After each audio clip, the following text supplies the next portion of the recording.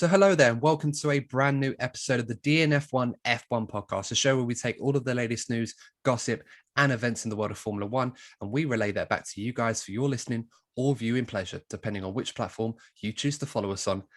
And sorry it's a little bit late, guys. We're a day behind on our normal reviews, but unfortunately we were otherwise occupied. But nevertheless, here it is, the review of the French Grand Prix. So many talking points, of course, to take from this race, the race that usually doesn't serve up much drama and action to talk about, one of the more loathed or less exciting races of the year. However, it did come to a climactic finish, which eventually saw Max Verstappen winning the French Grand Prix against the odds, despite the fact that Mercedes seemed to be the odds-on favourites this weekend. Red Bull striking a huge hammer blow, pardon the pun, to Lewis Hamilton in particular and the Mercedes team. Will this be the telling race for the rest of the season, or can Mercedes, as they've so often done, find a way to mount and get over, which looks like to be their toughest challenge yet in the turbo hybrid era? We'll have to wait and see. But of course, reviewing this French Grand Prix with me is my co-host, Mr. Courtney Pine, sporting his West Ham shirt. Courtney. Again. It's a common attire in this show. He does have a DNF1 podcast shirt. Just never wears it on this show. Yeah, it'd be a bit tight on me because of the lockdown weight. So I have to look a bit more modest. Well, I've managed to get back to my lockdown weight. So eventually it's got there. Obviously I don't plan to stop, but yeah, well, looking trim as always, Courtney, in the West Ham top anyway. But nonetheless, how are you doing this afternoon? You okay? Doing well. Couldn't think of a better day to record a podcast than on a gloomy Monday morning in London. Afternoon, shall I say. The British summer is truly gone now. We've had our 4 days of fun, if we're lucky, and that's it now. So back to gloomy times ahead. But nevertheless, of course, let's talk about the French Grand Prix, which was anything but gloomy, depending on which team you support, of course. But of course, let's get into the main headlines of this race. Now, there's a lot to unpack from what we saw in this race, Courtney. First things first, Max Verstappen, once again, despite the constant barrage of analysis and constructive criticism that a lot of people, ourselves included, have laid at Max, saying that asking the question, does Max Verstappen have what it takes mentally as well as ability-wise to put it all together and win races on the track, which eventually will go towards winning the world championship? Asking the real tough questions here. And once again, Courtney, despite the fact that it seemed like Lewis Hamilton had put together one of his brilliant all-round performances under the circumstances he was in, Max was able to win it at the very death, in the same way, if you like, that Lewis Hamilton beat Max Verstappen at the Spanish Grand Prix. Watching on in that race, Courtney, first of all, were you surprised that Max was able to pull it off at the very end? And if so, how disappointed and how much of a blow must that be to the Mercedes team to lose at a track that they themselves even probably felt that they should win this Grand Prix weekend? I think in terms of Max's ability to do, I think we all know that he can. We all know that he has the ability. It's just he's obviously in a situation he hasn't been in before where he's challenging for a world championship. So there's always going to be question marks whether he can handle that. He has shown yet again he can do it. I still think we may see the pressure increase on him once we get towards the latter end of the season, where it could become a real possibility if he continues to be close in the championship run with Lewis. That's when some fresh questions will be asked, because we're still in a kind of the part of the season where the pressure isn't so high. But it's clear that Red Bull aren't going anywhere. They're competitive on pretty much any circuit they go to. I think the Sergio Perez factor is becoming more and more apparent. So they've definitely got a big weapon in their arsenal there. So that's definitely made life a lot more difficult for Mercedes. I'm just a little bit too minds about Mercedes, because they seem to be sort of crumbling a little bit where they were flawless in recent seasons. We're seeing Mercedes under pressure in a way we've never seen before. So I think there's going to need to be some character development within that team to really handle some real adversity for the first time since, 2014, really. I mean, Toto Wolff, I remember watching an Instagram video that Mercedes had recorded of him walking through the paddock as they were leaving, shutting up shop, getting ready to go to Spielberg for the Austrian Grand Prix, the Styrian Grand Prix, I should say, this weekend, because we have the double header. But he uttered the words to the Mercedes fans saying that, don't worry, our rivals should fear the weekends where we lose, because those are the ones that we learn the harshest lessons and get stronger. Now, granted, that is absolutely true of Mercedes. If there's one hallmark about them that you can actually put in stone, it's that Mercedes tend to come back a lot stronger every time that they lose.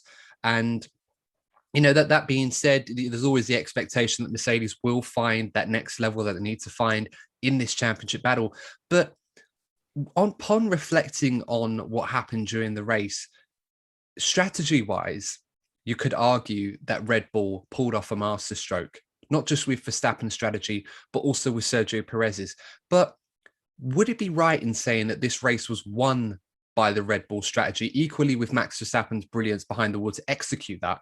Or do you feel that if Lewis Hamilton had won this race with a one-stop strategy, that would have been the right strategy? Because I feel like it could have been either way. I don't think there was a wrong way to go. Ultimately, one guy with one strategy beat the other one who tried to execute the other one almost equally as brilliantly. This is where the Sergio Perez factor comes into play again, because Sergio Perez is so good at tyre preservation the way Lewis is, because that was Lewis's advantage over Max. Lewis's advantage over Max has always been tyre preservation.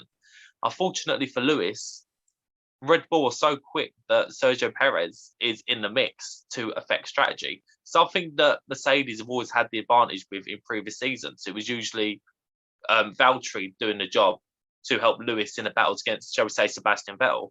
Now we're in a situation where Sergio Perez they've got a number two driver that's so able and is so good with the tyres that right now, if you're thinking it's like a game of chess, Red Bull have the advantage.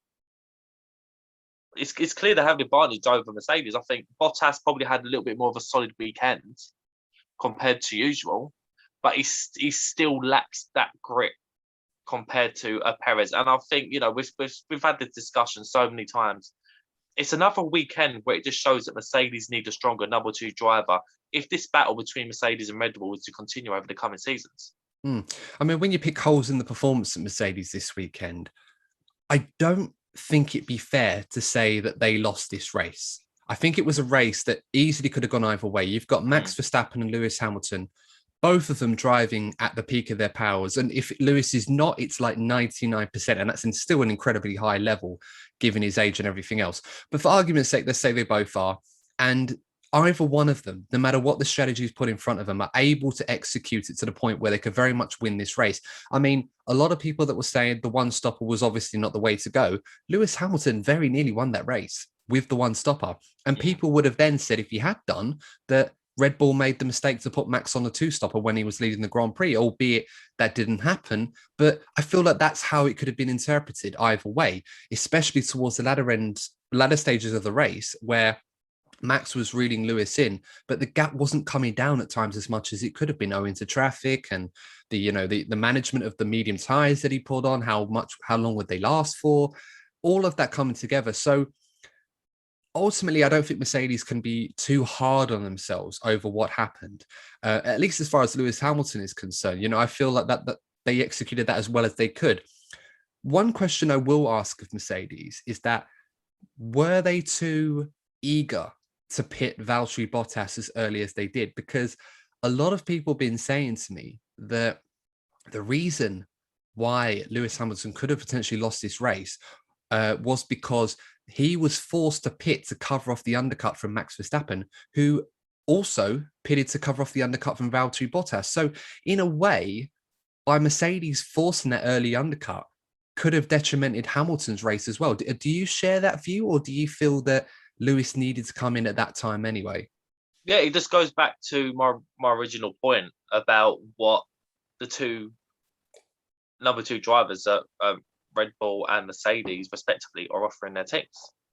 Sergio Perez is proving to be a real asset to Red Bull in terms of strategy and bringing home maximum points, whereas Bottas still isn't quite to even the level that he was in previous seasons. I still think Valtteri Bottas is struggling mentally, and he's still not getting the best out of the car compared to how he was in season previous. So again, we will be dedicated an episode to this recently about Sergio Perez and Valtteri Bottas, and this race is a prime example as to why it seems that Red Bull have the upper hand with their number 2 driver compared to Mercedes. So would you say that Mercedes possibly could have left Bottas out a little bit longer to try and stretch this tyre stint, rather than try and undercut Verstappen so early? Because, of course, that forced them to undercut Lewis, and the undercut proved to be more powerful than they expected and eventually got Verstappen back in the lead. Well, yeah, I think let's not forget, it all depends on what Valtteri Bottas was saying to them. If he was complaining, feeling like being quite melodramatic on the radio, that might have forced Mercedes to get him in earlier to give him some kind of advantage. But if you just think, I just get the feeling that if that was Perez in a Mercedes, you get the feeling that Perez might have been able to stretch that stint out a little bit longer, and then you probably would have seen Lewis win that race. And that's the kind of, these are the type of details that will play a massive factor in the outcome of this championship.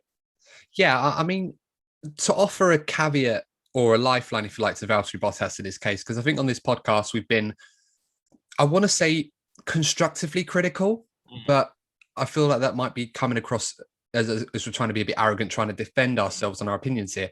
But this weekend, I really felt for Bottas because he did a good job in qualifying. He was he was very quick in practice, and under the circumstances in the race, there were times when I felt he was quicker than Max and Lewis, particularly in that opening stint when he was hanging behind. It was towards the end of the stint where he started to fall away with his tyres. And of course, that's what triggered the early pit stop. So perhaps that was why he was just a bit too aggressive on the tyres compared to Lewis and Max were. A lot of the teams were struggling with high degradation. And of course, we'll get on to one in particular that really had a bad day as a result of it. But Bottas was complaining on the radio in that middle stint on the harder tyres. And he was saying, why the F in hell does nobody listen to me when I say it's going to be a 2-stopper? And he was complaining on the radio to Mercedes a lot. He was saying, look, pit me again. It needs to be a 2-stopper. And Mercedes didn't really do that at all, to the point where Max Verstappen, of course, eventually caught Bottas, and they hoped Bottas was going to be a buffer to Lewis. It didn't work. He tried, but he overcooked it into the braking zone after the DRS section, and Max managed to pass him into Laboutier. So some fans that were saying, oh, Bottas should have done a better job defensively. To be fair, I think Bottas was okay, but he just really struggled under braking. One casual mistake, and that's all it takes. You can judge it one way or the other, but overall, it does seem like the teams were so surprised by the higher degradation, but they just felt that a 2-stop strategy was going to throw in the towel anyway. And to make things worse for Bottas, he ended up finishing off the podium as well, because Sergio Perez managed to make the 1-stop work to his advantage and managed to overtake Bottas. So it just culminated in a really bad day for Mercedes and for Valtteri Bottas as well. And given the response after the race, Courtney, from some personnel at Mercedes, not going to name names here, but it definitely felt like a lot of the support and a lot of the empathy was going towards Hamilton's side of the garage in the fact that he just lost the race by the narrowest of margins, rather than just saying to Valtteri, well, look, you did the best you could, and unfortunately, the strategy, we cost you the race, because that's what Mercedes was saying to Lewis. Again, we didn't see what was going on off camera, so they may have done. We didn't really hear or see it broadcasted. But do you feel that there's certainly a shift in the vibe now between Mercedes and Bottas over this? Look, we've discussed this so many times. We've been discussing this for weeks. There's definitely something going on behind the scenes, because it was so harmonious at Mercedes in recent seasons. Yes, pressure from external factors, obviously in this case Red Bull, can lead to frustrations being put out, and then sometimes it's easier to blame the number 2 driver. But Bottas is driving. Apart from this weekend, you're right, we have to note that this was an improvement compared to Azerbaijan in particular. That you can just tell by his body language that something isn't right behind the scenes, and it all ties into this George Russell thing. I really do believe a decision has either already been made or something's going to be announced soon, because things really don't. The chemistry of that team something's amiss and it needs to change because Red Bull are becoming stronger and stronger. That team is heading in a good direction, and Mercedes need to change the culture before they end up falling behind. It certainly has the whole vibe at the moment going on at Red Bull and Mercedes. It seems that Red Bull are doing to Mercedes what Mercedes have done all throughout this turbo hybrid era to so many teams. And it does seem that Red Bull have now stolen a march on Mercedes. I don't think the advantage is much, but this was a track that you and I and Tom that was on this podcast with us, we were very confident that Mercedes, if they were going to turn it around anywhere, this was going to be the circuit that they were going to do it. A lot of high-speed corners, very much played to the strengths of the W12. But Red Bull, through virtue of their persistent development and the progress that they're making as a team this season, that should not be ignored compared to where they were at Spain. I think by contrast, they've made huge leaps forward. And the performances equally of Max Verstappen and Sergio Perez, let's not forget. It is all culminated in this huge package now that Red Bull seem to have, that through one way or another, Mercedes are just not able to find answers to how to beat this. I mean, I guess the question has to be said, Courtney, given that Mercedes haven't won at a track this weekend where we expected them to be strong, very strong, is there a fear now that Red Bull could potentially be untouchable at this point? Or is that too early to throw that one out? I think it's a little bit too early. I think the real telling race will be Silverstone, because Mercedes and Lewis in particular generally seem to excel there. If they struggle at Silverstone, then I think it could be looking a little bit ominous for the rest of the season. I don't see Mercedes giving up, but I just feel that 2022 is probably weighing heavier on Mercedes' mind than Red Bull. Given that Mercedes have won so many times over the recent seasons and Red Bull is desperate to win a world championship, I feel that Mercedes might be prioritised in 2022 more than Red Bull are. They could be. There's so many things that you have to look into. Mercedes, of course, being the Constructors' Champions from last year, owing to the new ATR rules, would have had less time to work on their 2022 car, run through the sims and do the CFD and MFD runs that the other teams obviously taking advantage of than anybody else will. Red Bull will have an advantage there, so they're able to allocate more to that for the time being. Of course, when we get to the summer break, the rules will change again and Mercedes will have more time than Red Bull. But of course, we'll have to wait and see how that pans out. And let's not forget the budget stuff as well. You know, the budget cap this season, Mercedes during practice, of course, Bottas lost quite a few pieces to his floor owing to those sausage curbs on the exit of turn 2. And they claimed it was like over 100 grand's worth of damage that those curbs have caused. And in a budget cap season, every pound, every penny counts. And Mercedes, by the sounds of it, don't have much wiggle room to try and work around fixing pieces on the car, let alone develop the current car for the rest of the season. So this could become a season where Mercedes, as Toto Wolff has already alluded to, may not be able to improve this car any more than it has. So if Red Bull do have the outright best car, they could very much find themselves unchallenged, at least in terms of a development war. And I think Red Bull would want that. The sooner the better for them, because whilst they don't want to be arrogant to win this championship as easily as they can, they obviously want to do that with a mind for next season as well. As great as it would be to win this season, they don't want to put themselves on the back foot next year, as Ferrari and McLaren did back in 2009 when they were fighting for the championship before that. But, but back onto Lewis Hamilton, there's not much you can say about Lewis that we don't already know. There's not much you can say about the performance that surprised us, really. He put the car in a relatively competitive position in qualifying, getting on the front row once again.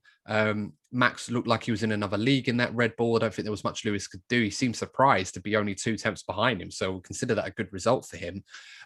He got into the lead at turn 1 after Max went off, obviously, over turn 2, and controlled the opening stint as well as he could. And then, as I said, he made that tyre strategy work for him very, very well until the very, very end. Can we be critical about the way Lewis defended the lead 2 laps from the end? Because I think Nico Rosberg made comments saying that Lewis was a bit soft in the way that he defended that position from Max. Do you think that's fair, or do you feel that there was nothing Lewis could do? Max was just going to breeze past him either way? I think we've seen a few incidents between Lewis and Max, particularly at the starts, where we've been kind of 50-50 whether Lewis could have been able to got his elbows out a bit more.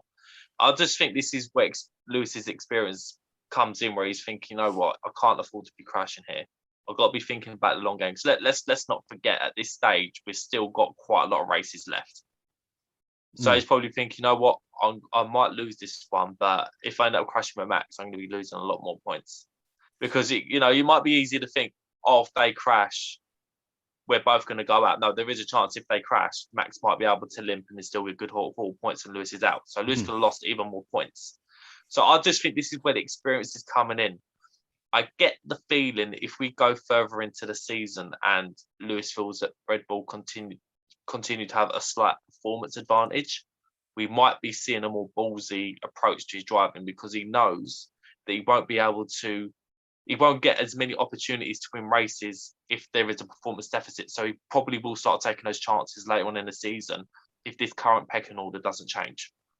Well, this is the Sebastian Vettel situation all over again. I mean, if we remember back in 2018, even 2017 to a degree, Sebastian Vettel, certain mistakes that he made, particularly, I'm thinking Monza in 2018 is a great example when he went up against Lewis defending second place and they touched, Seb went into a spin and completely cost him in the race. Of course, he recovered a little bit, but it allowed Lewis to get that huge advantage over him.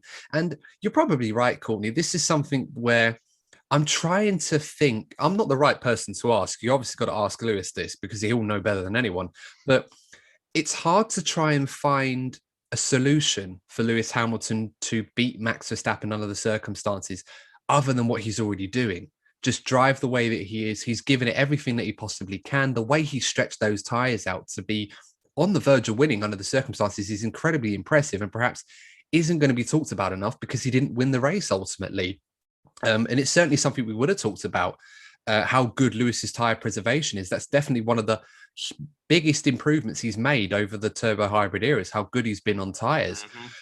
But on top of that, you're probably right in pointing out that there will come a point in this season where if Lewis is still in contention for this championship, there will be a window where he can afford to start getting the shoulders out and start fighting Max a little bit more aggressively, in a way like Max has been fighting him this season, almost with someone that's got nothing to lose. So far, it's paid off for Max, but there will come a time where Lewis is not going to keep that, allowing that to continue, because ultimately Lewis is more than good enough, more than smart enough to know that if he's going to move aside every time Max lunges one into turn one or whatever it is that he does, Max is always going to win. Max Verstappen has gone beyond that kamikaze-like driver, if you like, at the early stages of his career, where he causes those kind of accidents because he's racing against someone like Lewis Hamilton, who's good enough and smart enough to know when to go and when not to. So I'm expecting, as you mentioned, that shift, that sort of focus from Lewis to change, but it's a case of where can Lewis put himself when that time comes? And if he has to take a second place here or there, fair enough. But given the form of Max Verstappen and Red Bull right now, I feel like after what we saw in Baku as well, that Lewis has to try and find something that perhaps he himself has not realized yet in his abilities to stop this trend from happening. Because at the moment, Red Bull are just an absolute freight train with Max Verstappen at the moment. They really are. And it's quite impressive, I must say. I didn't think I'd ever see this in the turbo hybrid era. But we'll just have to wait and see how it pans out. With Sergio Perez, we haven't really mentioned much of him. So I think we should talk about him before we move on to the next teams. But, I mean, we talked about Baku. We talked about how impressive he was in that race where he won the Grand Prix under the circumstances, did a great job to pick up after Max Verstappen lost out owing to the tyre failure, how he drove so well where he could have argued to have won that race on merits and may not have needed that. And perhaps we were a little bit premature, amongst others, to say that, yes, he'd done enough to earn a Red Bull contract for next season. But after what we saw this weekend, it certainly adds even more value to his stock. The way that he drove a completely different race in parts to his teammate and the two Mercedes drivers, but ultimately was a huge factor in Mercedes not trying to put Hamilton on a two-stop, because he would have had to deal with Perez in that, which could have been a problem for him, given how strong Red Bull were in the straights, owing to the trimming of their rear wing, which worked a treat for them, I must say. And also the fact that Perez was able to make that one-stop work so well for him and then eventually beat Valtteri Bottas, which, above all else, that's probably what Red Bull need Perez to do. Be better than the number 2 Mercedes and be a rear gunner for your teammate. So the fact that he did that so well on a circuit we expected Mercedes to be very strong at. Is this another indication that I think Red Bull really seriously need to consider re-signing Perez in the summer break? Or do we still need to feel that he needs to do more? I mean, what more can he do at this point? I think we're finally starting to see the general fan base notice how good Sergio Perez actually is. You know, Adam, we look back to last season. Me and you were a pair of Sergio Perez fanboys when we thought he wasn't going to get a seat anywhere. We was always saying he needs to get that Red Bull seat. He needs to get that Red Bull seat. So we've been on a Sergio Perez train for a while. We're not just saying this because he's good now. You can look back on episodes about 8 months ago. We were already saying how much we rate Sergio Perez. Was that Vamos Checo? Yeah, he's always been remembered and almost tarnished by his experiences at McLaren, of some of his clashes with Ocon, and I'm pleased for him. I'm pleased for him that he's in a team where we've seen other drivers crumble, having a teammate like Verstappen. I will say that Sergio Perez has surpassed even my expectations, despite me already having like a high opinion of him. I don't know about you. I'm sure you've probably noticed how well he's done as well. But I think it's time. I think it's time for him to. I think he is settling next season. And if anything, with these big regulation changes, you want to have a continuation of what you already have. And again, this could be something that we can see Mercedes struggle with if Russell does indeed replace Bottas.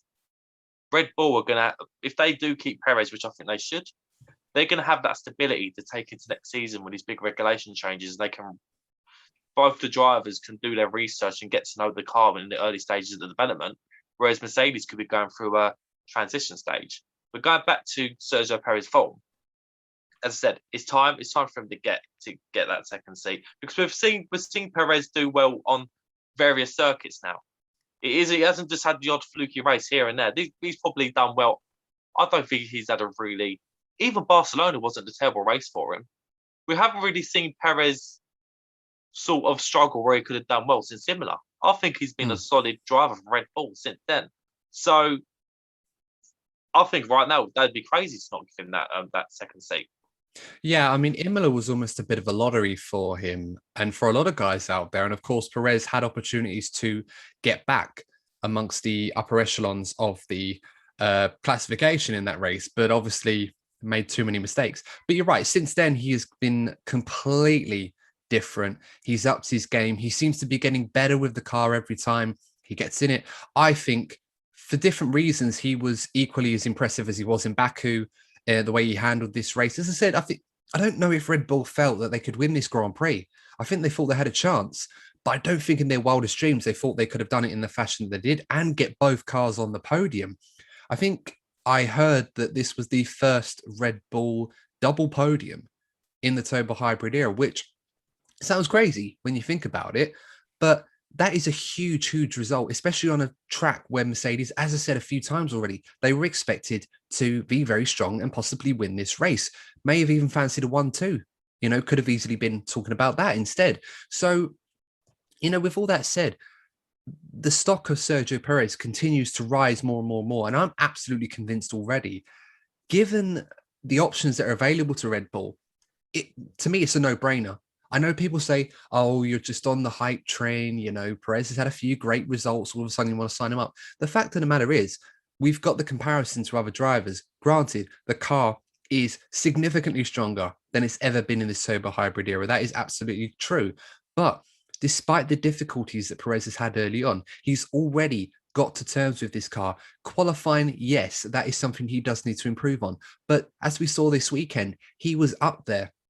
He was doing the job. And obviously in the race, he was running a different race to his teammate and the two Mercedes, but he still managed to beat Bottas. And if he had more time, he might have even beaten Hamilton. That's the way the race was going. So, Sergio Perez deserves all the plaudits for his efforts. And if Red Bull aren't already drawing up a new contract for him next season, then quite frankly, they need to, because this is a guy that's clearly happy with the role he has in the environment he has. The approach has been brilliant. He's worked wonders with the team.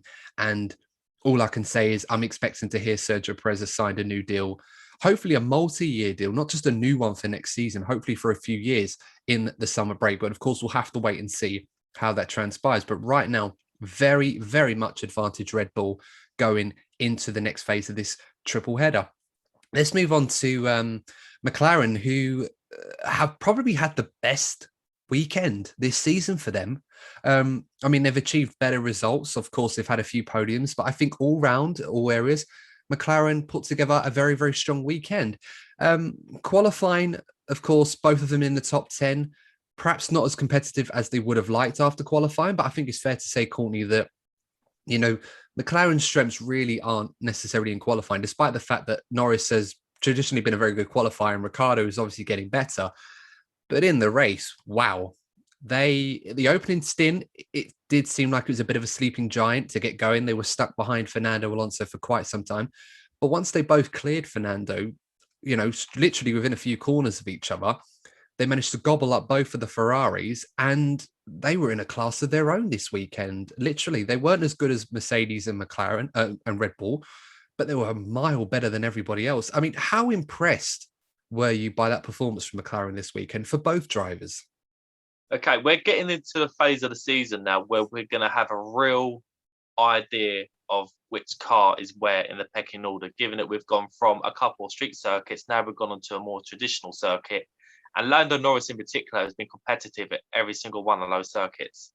So this is clear to see that McLaren have a very strong package. They could well be the third best car. You know, in this kind of on this kind of circuit, it's obvious that they are. So that's the first thing to bear in mind. Lando Norris has been fantastic, but the performance by Daniel was fantastic. Could this be the start of us really seeing Daniel get to grips with the new car, a car that, you know, he has commented himself that it's going to take a bit of time to learn. He always felt he's able to turn it around. Could this be the start of that? And if we do continue to see upturning form for Daniel, I think Ferrari could find it difficult to get that third place in the Constructors' Championship. Well, this is going to be quite telling because I expected McLaren to be very good this weekend. And I expected Ferrari to struggle, not as much as they did, but I did expect them to struggle. And Lando Norris made a very, very good point in the Thursday press conference. He was talking about the battle between McLaren and Ferrari. And obviously what both teams were doing, a very good job, it must be said, so far this season. They're by far the dominant two sides in this midfield battle. They're in a league of their own, and obviously the midfield after that, not too far behind, but quite not able to put it together week in, week out. And, you know, he made the comment that Ferrari seemed to be making more mistakes than McLaren. Now, I don't think either team has made too many mistakes, but I can understand what he means when he was saying that, because by virtue of his own performances, for the most part of this season, he's very much spearheaded the McLaren attack this season. And he's done a fantastic job with that. He's fourth in the championship. He's got 2 podiums, of course. And, you know, it definitely looks like he has made that next level up, and he's continuing to do that. This is the 6th time I think he's finished in the top 5 out of the first 7 races, which is incredible, all things considered, you know, being the best driver outside of the top 2 teams. And I think that's a fair assessment. But I think what he means is that there have been opportunities this season for Ferrari to really punish McLaren. Monaco being a great example. And through Charles Leclerc's mistake in qualifying, despite getting on pole position, and of course, Ferrari missing that damaged part of the drive shaft, which eventually led to Leclerc not taking the start of a race where he very much could have won. That's a huge chunk of points that Ferrari have missed out on. Portimao was another difficult race for them with tyre issues. And of course, we'll get into the tyre issues they had this weekend. But McLaren punished them there as well. And this is the telling factor in this championship.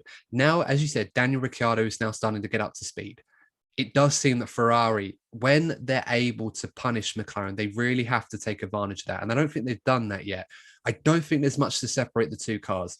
And I think McLaren will find a few tracks where they'll have it a bit more difficult than Ferrari will. And certainly Ferrari, as they've already done so, will find it a bit more difficult than McLaren. Those are the weekends you have to punish the other team. So far, McLaren have definitely done that. They certainly did this weekend. Ferrari will have to find a way to do that when they're on top. So right now, it's very much advantage McLaren. As we saw the last 2 races, we saw the all-round package Ferrari had look very, very good. It's still an incredibly good car in qualifying. Only Mercedes and Red Bull seem to be stronger there. But in the race, McLaren certainly have the upper hand when you consider the all-round package. Daniel Ricciardo, he, I'm really, really happy that he put together this performance. It's been a while. It's been due. I think it's fair to say it's been due that he's meant to put a performance like this together. He said he's had to try and change a lot with the way that he's driving to suit this car. Even Lando Norris has had to change his driving style to suit this car, based on what he said. And it's taken a while for Daniel to come to terms with things. I don't think he's all the way there yet, but he certainly proved this weekend that he's definitely making progress. This is by far his best performance in that McLaren this season. Qualifying, he was good.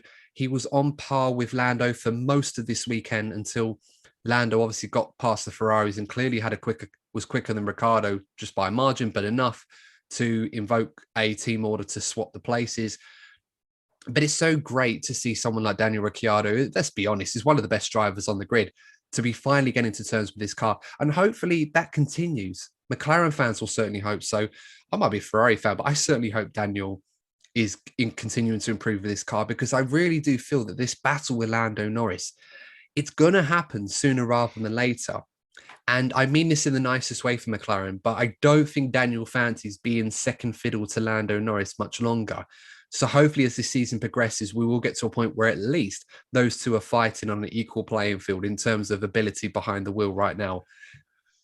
Yo, if that happens, you could well see fireworks, and I reckon that's what it is. I'll see you, Ferrari fan. Yeah, that's what it is. You want to see them do a Lewis Hamilton and Nico Rosberg in Spain 2016. I'll see you over there, Adam. I'm putting my mutual hat on here. I'm a big fan of Daniel Ricciardo. So I said I wanted him in that Ferrari, although albeit given how well Sainz is doing, I'm absolutely happy with the decision Ferrari have made.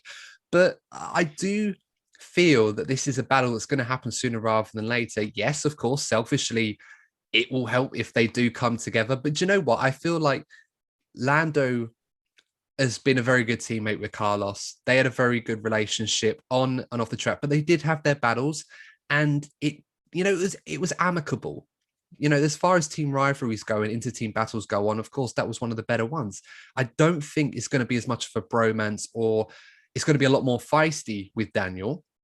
But I do trust Lando and Daniel to be more than good enough to know that they can battle each other. But the team battle with Ferrari is way, way more important. So we'll have to wait and see how it transpires. But I don't expect to see, as you put the picture, Courtney, the two Mercedes in 2016 in Spain spinning off into turn 4. I don't see McLaren ending up with a double retirement like that. But I'm not going to complain as a Ferrari fan if that does happen. Adam. Well, Ferrari seems to be good at coming together quite often. Not that these two have. So maybe the other team should give it a try for a change. But okay. But, as I said, very good weekend for McLaren. They look very, very strong at the moment. And, great to see that Daniel Ricciardo is stepping up his performance, and he seems to be getting more on top of the car, but there's still quite a way to go. Let's move on to Ferrari, as we've already talked about them already. Very, very difficult day for them. I think they expected the weekend to be difficult before Friday. But it's kind of bittersweet, because Ferrari, going into this race, as I said before, they weren't expecting to be very strong. I think they were expecting a similar weekend to Portimao to a degree, where they were going to struggle in the race owing to the high level of tyre deg around this circuit. A lot of high-speed corners, traits that not necessarily suit the Ferrari over the course of a race distance. And as we already know, the Ferrari is much more competitive in qualifying over one lap than it is in the race. I think that's been apparent this season. And coming off the back of two very strong performances in Baku and Monaco, at least as far as pace is concerned, it proved that Ferrari had a very good car all round. Arguably, as I've said before, take the engine out of all the cars, it probably has the third best car on the grid to a degree. That being said, I don't think they expected it to be as bad as it was. And I think by and large, they felt quite confident on Friday and on Saturday that they could pick up a decent haul of points. But as the race went on, the opening stint, they started off pretty well, but then it started to fade away. And in the middle stint, it just completely went to pieces. Charles Leclerc was massively struggling to hold on to the tyres. And Carlos Sainz as well was struggling to the point where he very nearly scored points at the latter end of the race, but he was ultimately overtaken by the two Aston Martins. So, Courtney, I suppose the question with Ferrari is, should they be really worried about this weekend, about how it kind of transpired, or do you feel that they should just write it off, forget it, and just focus on other tracks, which will probably more likely suit their car? Because France, Paul Ricard is very much a unique circuit compared to some of the others on the calendar. I think the doubleheader in Austria will give us a real indication of this car's overall performance. I must say though that drop back from Ferrari was probably the sort of like the first time we saw similarities to the 2020 car, that all Ferrari fans love to forget about. But it did remind me, like when we saw, like, because one of the few positives that Ferrari fans took from last season was the fact that Charles was able to get that Ferrari way out of position with his performances in on a Saturday, and then we'd see the car fall apart, obviously in terms of tyres, on a Sunday, and we saw that happen yesterday. So what they won't want to be, they'll be hoping it is a one-off. As you said, could be track specific. They'll be hoping that is the case, because that would have given Ferrari fans flashbacks of last season. But now we're going into a race where obviously you're not only there once, you're there twice. So if Ferrari struggled there the first time, I think for a lot of Ferrari fans will be switching off until Silverstone. Hopefully not. And Silverstone, I expect to be another tough race for them as well. But I think one thing that they were concerned about was the level of tyre degradation in the race. And this is what really, really hit them hard, because Carlos Sainz and Charles Leclerc, they've talked about that there's a narrow working window where they can sort of work with the tyres. The Ferrari is very good at getting the tyres working quite early on, which is one of the reasons why they're good in qualifying. But the way the car operates and the way the car functions, it does seem that they do work the tyres a lot harder than some of the other teams do, based on their car concept. And this was a race they struggled at before a few years ago, based on that very same concept that they're still working with. And as a result of the rain that we saw in the F3 race earlier in the day, it completely washed away all of the grip and the rubber that was laid down. It was very much a green track compared to what you'd normally expect for a dry race. And Ferrari probably struggled with that so much more than everyone else. They had a window where it was working for about 5 to 6 laps of the stint, and then all of a sudden it just fell to pieces, way more than everybody else did.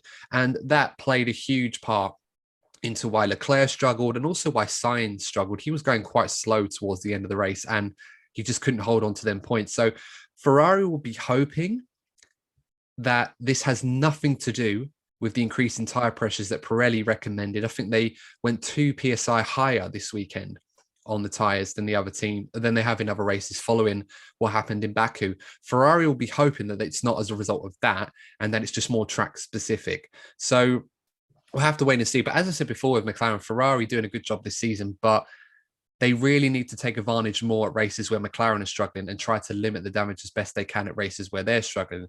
If this is an indicator for what we're seeing for the rest of the season, it could be a very difficult second half for Ferrari. But as I said, we'll have to wait and see on that one. Let's move on to, let's see, I'm trying to think who could come next. Alpine? Let's talk about Alpine, actually. Fernando Alonso, very, very good job from Fernando Alonso. P8, qualified very well as well. And we've said a few times on this season, on this podcast, that Fernando Alonso, is he able to get back to the level that he was, at least when he was at McLaren before he left Formula One for a few seasons?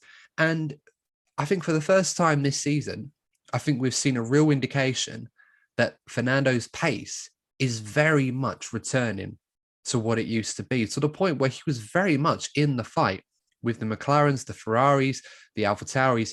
And I've got to say, I was massively impressed. I mean, we should be surprised, but I was massively impressed with Fernando Alonso, the way he drove this weekend.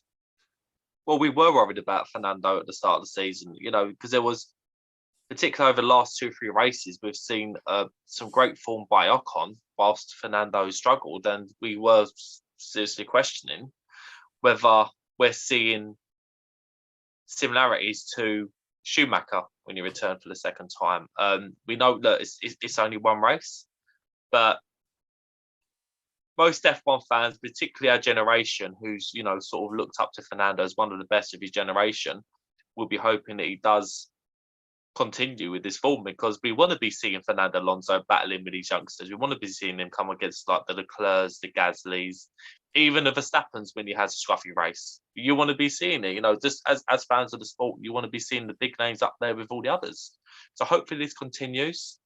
I think Esteban Ocon's another one to sort of keep an eye on. Again, it's only one race, but I just wonder if these efforts in the previous races were to cement his contract. Now he signed a new contract. It'd be interesting to see if his form sort of dwindles a little bit, he comes a little bit more, just turns up for the sake of it, or will we really want to challenge Fernando? Because we could well be seeing that. If we've seen, like, obviously Fernando's done better than Esteban, could we start seeing a battle between them two? It's certainly a possibility. I certainly hope so. And it will be good for Alpine if they are both up there fighting with the other teams. I mean, Fernando put in a great performance this weekend. He was well in that battle, well embedded with the McLarens, the AlphaTauris, and the Aston Martins, and of course the Ferraris as well for some time. Ocon, despite celebrating a new multi-year deal with the Alpine team, which we believe to be around 3 seasons, and of course being at his home race, you'd kind of hoped that this was going to be a good weekend for him to continue on that good form. Unfortunately, it wasn't. Qualifying didn't make it to Q3, and he wasn't very strong in the race either, well outside the top 10. So a weekend to forget for Esteban Ocon, but I'm sure he'll come back stronger, and hopefully this is just a one-off. But, so it's mixed feelings for Alpine. It's kind of one car's on it, the other one's not. They'd like it if both their cars were there. One team that certainly would also like the same to happen on a regular basis is AlphaTauri. And Pierre Gasly, who also was at his home Grand Prix this weekend, very much the forgotten man, Mr. Invisible on the F1 grid, but once again, put in a very strong, stellar performance, considering the performance of the car that he's in at the moment. P7, I think I'd be pretty happy with that performance, wouldn't you say? I feel a little bit sorry for Gasly right now, because if he was putting in these kind of performances a season or so ago, when there could have been a seat available at Ferrari, or even if the Mercedes situation was different and George Russell wasn't around, I think Pierre Gasly would be getting looked at by these top teams, because his performances do warrant a top drive, even if it is a second seat. This isn't just, again, Gasly's another one. This form isn't just for the last couple of races. He's been performing great since he went back to AlphaTauri, and he's matured. He those negatives that he went through at Red Bull that could have broken even the strongest of people. He's come back stronger, and I think he's in a position in terms of his confidence and his form in order to be with a big team again. I hope he comes along, but he's in a very interesting position because we don't quite know what's happening with AlphaTauri in terms of what they want for the Red Bull Junior program. But it would be an absolute travesty. It's reminded me a little bit of Perez last season. It'd be a travesty to see him go out the trap door, because the guy deserves a drive with a big team again. There just doesn't seem to be an option at the moment for him outside of AlphaTauri. I mean, personally, I would keep him at AlphaTauri next season. The problem is, and it's on a few fronts, you've got from Pierre Gasly himself, he said that there's a willingness on a return to Red Bull from at least one of the parties, basically from his side.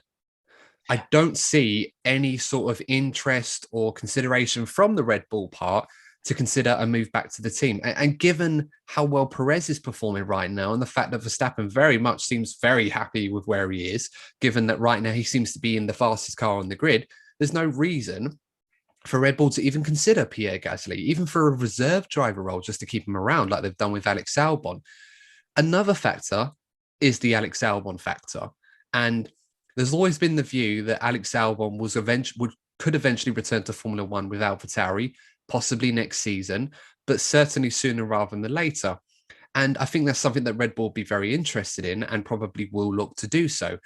The third problem is the next drivers after in Formula 2, the young drivers coming through. The leading one at that seems to be Liam Lawson, who's doing an incredible job in F2, won the sprint race, I believe it was, in Baku. I think can't remember won the feature race as well, but he won the race there, doing very well in the championship. Also won in his first DTM race this weekend, which Alex Albon also competed in, getting P4. So, Liam is doing a great job, and Red Bull rate him very, very highly as well, and seems to be the next guy making it through to Formula One from the Red Bull Academy to potentially rival what Sonoda is doing at the moment. So, there's so many factors in there. The good news for Gasly is that if it was up to AlphaTauri, he'd be in that car next season. They absolutely love him there. It's very much an environment that Franz Tost really prides himself in the way that he's managed to work with Gasly and help him improve his character as much as his driving ability.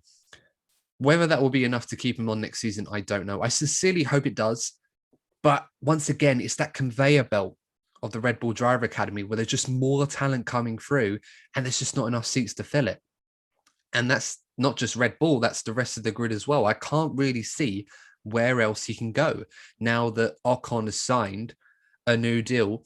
And even Alpine, they've got drivers coming through. You're looking at Oscar Piastri, you're looking at Guan Yu Zhou, for example. You've got some guys in Formula 3 as well making headways as well. So there's not really many opportunities out there at the moment for a Formula 1 driver like Gasly to try and find an alternate route into another team somewhere else. It's not like how it used to be. There's too much talent and not enough seats in the sport at the moment. It'd be interesting to see how the teams that are making these driver academies, whether they'll be interested in creating another feeder series, because they've got all this talent coming through and there's only so many places. Obviously, the Formula 1 grid is so small at the moment that we're going to be in a position soon where we're going to be losing some very talented drivers from the actual spectacle. I've said this a lot of time on this podcast. I think we need a couple more teams. We do. Because it's a travesty. It's a travesty. We're seeing, because like Pierre Gasly could be a victim of the economic situation. It sounds boring, but that's the reality of it. Yeah, I mean, Formula 1 needs probably at least 2 more teams, maybe 3. There have been talks from a few interested parties on trying to make this happen, but that's the very, very early stages. I mean, we talked about rumors about a team called Pantera coming into Formula 1. I honestly don't know how realistic that is. It seems very early stages, if not unlikely at all. So we'll have to hope something changes. But right now, I mean, let's face it, all of the teams are looking at Gasly. Everybody will be keeping an eye on him. The problem is, despite the interest, there isn't really a realistic seat available for him next season at the earliest. And Formula 1 drivers that tend to go out of the sport for a prolonged period of time, even if it's just a year, find it very, very hard time of getting back in. So we'll have to wait and see how that works out for him. Again, another weekend that was for Sonoda to forget probably. It just wasn't really... I mean, he started from the pit lane and he made that mistake in qualifying where he crashed into the wall, where it went backwards into the wall and the rear end of the car was shuddering and wiggling. Pardon all the memes that we saw as a result of that. But, started from the pit lane, wasn't able to get into the points, P13 in the end, and ran a relatively quiet race. So another one for him to forget, but I'm sure he'll come back stronger. He has been driving better, Sonoda, but just needs to get more rewards for it as he did in Baku. Well, he's been struggling for a while now. He started the season in such a strong way. I think he had a little bit of a wobbly weekend at Imola, and I think that's the first time that you sort of saw him becoming a little bit more shaky. Let's not forget he is a rookie driver, so he could possibly be given the benefit of the doubt. But Sonoda could be a driver that has a question mark over his Formula 1 future, given what we've already said about Gasly, and he's been doing well. So AlphaTauri is going to be one of those seats that all these younger drivers are going to be looking at. So he's going to have to pick up his form soon, or he could find himself in trouble. Next season, possibly, yeah. I think it's one of those, unfortunately for AlphaTauri, if it was up for them, it might be a bit more straightforward for them to decide, but it seems to be purely up to Red Bull and what Red Bull want to do. But again, we'll have to wait and see. A quick word on Aston Martin. Double points finish for them. I think they'll be very, very happy with that. And we saw this in the Baku Grand Prix with Sebastian Vettel getting in P2 and Lance Stroll running relatively well as well before his accident. But once again, Seb really seems to be up in his game. Seems to be returning somewhat to the Sebastian Vettel of old to a degree. And he was very much running on the tail end of the midfield battle. He was very much... I think he only finished about 12 seconds off Lando Norris in 5th place. So given the issues that the Aston Martin had, they ran a very different race to everyone else. They went for the one stop, they ran very long in the opening stint, and to a degree, it worked out rather well for them. So I guess, well done to Aston Martin again, and Sebastian Vettel and Lance Stroll looking pretty good. They seem to be finally getting over the shock to the system, which was the regulation changes this season. I think it seems since they've sort of stopped complaining about the regulation change, it seems that the focus has gone on improving the car or learning more about it. And the car seems to be a lot more solid, certainly compared to the start of the season. And I think obviously the Sebastian Vettel, having someone that's as vast experience as Sebastian Vettel, settling in the way that we've seen with Daniel Ricciardo at McLaren, the drivers that have made these moves are starting to get to know their cars a lot better, and we're starting to see what they can actually offer their respective teams. Aston Martin would be very happy with this result, because I personally thought that their performances in Monaco and Baku were only because they were street circuits. They've gone to a completely different style circuit here, and they've still got a solid result. I was concerned that Aston Martin were going to go into the Formula One abyss and not even be noticed, but they're still churning out results, still picking up points. I just think this season, instead of being towards the front with the likes of Ferrari and McLaren, they're going to be sort of in and around picking up the points. And you know what? I reckon they'll have taken that at the beginning of the season. So the progress, particularly from Sebastian Vettel, I think Aston Martin should be happy with what's going on there at the moment. Yeah, they're very much embedded in the middle part of this midfield battle. They're 6th at the moment in the constructors, 5 points behind AlphaTauri, 11 ahead of Alpine. So they're very much in that hunt. It might be very easy to think that they're the forgotten party in this midfield battle, and sometimes they're on the tail end of it. That's fine. But they are picking up regular points a lot now. We did expect the status quo to sort of return for Aston Martin, where they were struggling. But once again, they picked up points at a track that perhaps they could have done. They probably were expected to do a little bit better than normal. But as I said, both their drivers driving very well. Seb Vettel doing a great job once again. Lance Stroll also doing another good job picking up a point. And Aston Martin will hope that continues. If they can keep doing that, they can very much quietly perhaps challenge AlphaTauri 4th, 5th in the constructors, because I think that's where their battle is. Same with Alpine as well. That's what they need to be doing. They've got one guy in the points and one guy completely nowhere. Unlike Aston Martin, they need to have both their cars in the points. And that's what Aston are doing. AlphaTauri have the same problem. Mostly it's Gasly doing most of the work. Sonoda needs to up his game a bit. But Aston Martin right now, both their drivers are doing a good job for them. So hopefully that continues for them. Talking about Alfa Romeo, probably not much to really talk about them, Courtney. It's funny because I like Alfa Romeo, and if there are Alfa Romeo fans out there that listen to this podcast, I do apologize that we don't give them much coverage, but there's not really too many stories to talk about that we haven't already mentioned. So, Alfa Romeo were very vocal in the reveal of the new car. They were very vocal in the fact that they are going to be focusing on 2022, and we're going to be seeing this. You're going to be seeing the teams towards the lower end of the midfield that aren't in tight championship battles completely forgetting about this season and focusing on next season. So you're probably seeing teams like them, Haas, maybe Williams to an extent, that just there to make up their numbers because they want to try and find a loophole for next season. So there is a reasoning behind why Alfa Romeo are sort of so quiet this season. Yeah, and they don't get too much TV coverage as it is, given that where they are in the race, even when they're on the fringes of the points, they don't seem to get much TV coverage until the end. And then you see the screens, you're like, oh, wow, they finished in the points. Yeah. But unless something amazingly dramatic happens behind them, I can't see Alfa Romeo finishing below Williams and Haas. They seem to be embedded in 8th place with that double points finish. With the 2 points that they've got, one each from Raikkonen and Giovinazzi. I suppose the big gain from that weekend was that Giovinazzi managed to beat Charles Leclerc in the works Ferrari. So, that's always a plus. We saw a few times, Kimi Raikkonen in particular, beating the Ferraris at a few tracks last season. I wasn't expecting to see that this season, but they've already got one there. So not too shabby. But I think let's talk about the last two teams. Williams. Now, anyone who listens to this podcast this season would have already probably come to the conclusion that we've kind of casted Williams off into the abyss, mostly through their own doing and how their season has transpired. But there is some silver lining and something to celebrate.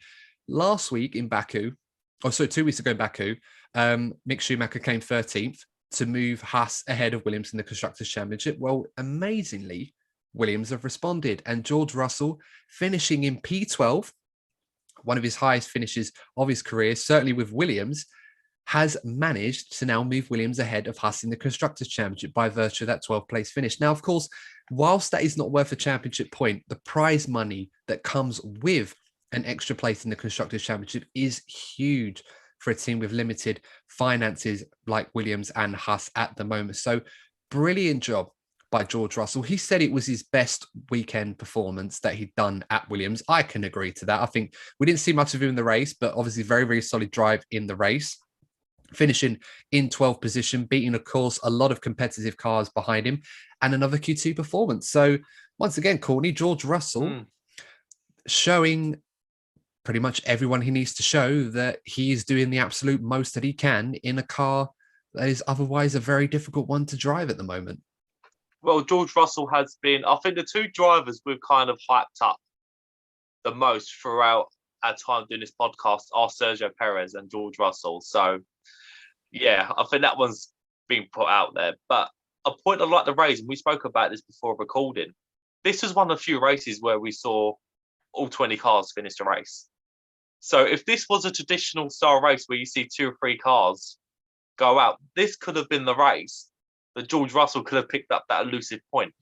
Maybe he needs to bear that in mind. If he continues performing the way that he is, maybe they're learning to make the car more stable.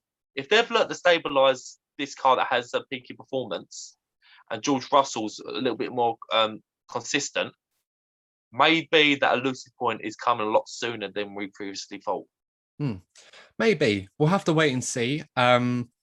As I said, it's hard to follow the progress because the TV cameras don't follow it too much. They're usually looking at the battle at the front and in the midfield. But as I said, once again, George Russell putting a good performance in qualifying, another Q2 appearance, and was very solid in the race, something that perhaps we need to see a little bit more from him. It's a little bit disappointing that there was no retirements that George could really take advantage of. I think this was the 10th time that we've had a race in the turbo hybrid era that has suffered no retirements. I mean, these cars generally don't have many issues with them mechanically or reliability wise, certainly not compared to how it used to be. So, that's unfortunate for George, but I think he should take solace in the performance for Williams. And if they do get a point this season, that's going to be celebrated like a win, perhaps, so it is absolutely critical for them, that 12th place. And that could be the difference between getting that extra money in the Constructors' Championship against a team like Haas, who we should mention briefly. And one thing I did want to talk about with Haas in particular, Mick Schumacher. Spoken a lot about him on this podcast, been very positive about Mick Schumacher, but there does seem to be this concern growing that he is making a few mistakes which are increasing the repair bill and adding more and more damages that Haas obviously have to spend money to fix. Now, Mick's obviously his first year in every category is always a bit of a learning one, and he does tend to make mistakes. And I think if you are going to make mistakes in Formula One this year, under the circumstances he's in the car that he's in, is probably the best time to do it. But is there a concern, or should there be a growing concern, that Mick Schumacher is perhaps trying a bit too much and perhaps crashing a little bit more often than Haas were hoping? It's certainly a possibility, given the situation where, they probably didn't expect this at the start of the season. They are in a position where they could pick up more prize money, given the situation with Williams. So they can't really afford, literally, for Mick to be doing this, because not only will they be paying for the cost of the damage, they could also be losing prize money. So that's a double hit for a team that we know is already having struggles regarding their future. Obviously, Mick is thinking about his career, and he's going to try and he's going to try and be ballsy with the car in order to extract the most performance out of it. Because let's be honest, that car must be difficult to drive. So it is going to happen. But I think the best way to sort of keep your name in the spotlight for bigger teams is to be consistent and keep the car out of the walls. I think that's the most important thing, is to have, if you have a scruffy, we've said this about some of the other drivers, if you have a scruffy weekend, Don't try and be a hero the next time. Just have a solid race and learn about the car, and then you'll be stronger for the rest of the season. Yeah, I mean, this is something that I've noticed a lot, especially in a team where he's with Nikita Mazepin, who you'd expect comes with damages in terms of crashes to his car. But it is something that I've noticed a lot. So it's something I'm concerned with. Haas aren't really going to be worrying too much about overspending on the budget cap or what penalties it comes with doing stuff like that, because Haas are traditionally a team that doesn't really operate anywhere near the budget cap where it's set, let alone worry about it now that it's been imposed. But obviously the money that's meant to go towards investing in next year's car and developing that is going to be hurt every time Mick has a crash into the wall, especially one as bad as he had at the weekend. Granted, it was his first Q2 appearance, although he couldn't take it because of the crash. But, you know, I think they probably would appreciate it a little bit more if he manages to keep that Haas out of the barriers. So that's just something I wanted to bring up because I feel like it's something I've noticed a few weeks. And if it was Mazepin, we'd all be going on about it. And rightly so, you know, for obvious reasons. But it is something that Mick probably does need to keep an eye on. But otherwise, I think he's doing a good job. I just think he needs to keep that car out of the barrier as best as he can. I think that's a good way to wrap this up, Courtney. Unless there's anything else you wanted to add before we sign off. Bring on the double header and let's hope Mercedes turn this around, because we don't want to see a one-sided championship. You know, we've been waiting a long time. We've been waiting a long time for a proper battle. Let's hope it continues. Yeah, I've got no problems with a new winner, but I just don't want it to end before the last race of the season. Interestingly enough, Abu Dhabi's obviously coming up with a new layout plan. Of course, the details of that will be published a bit more formally, or the work's going to go on in the summer up till December, because they want to increase more entertaining racing. And you know what? A track like Abu Dhabi, I think that's certainly very much needed, as if this season couldn't get better already. Certainly something to look forward to. But of course, guys, if you have enjoyed this episode of the DNF1 F1 podcast, please do give it a like if you're watching on YouTube. And also don't forget to consider subscribing to the channel and join our growing DNF1 family, almost at 400 now. So please, please, please do consider subscribing to the channel. If you are listening to this podcast on all major podcasting platforms, thank you very, very much for downloading this podcast, and make sure to follow us for future ones in the future. The preview for the Styrian Grand Prix, first of the Austrian doubleheader, will be out on Friday. We will not be late with that one as we were with this one. So definitely make sure to keep an eye out for that one. But until then, guys, until the next episode, stay safe. Thanks for tuning in. And we'll see you in the next episode of the DNF1 F1 podcast. Take care. See you soon.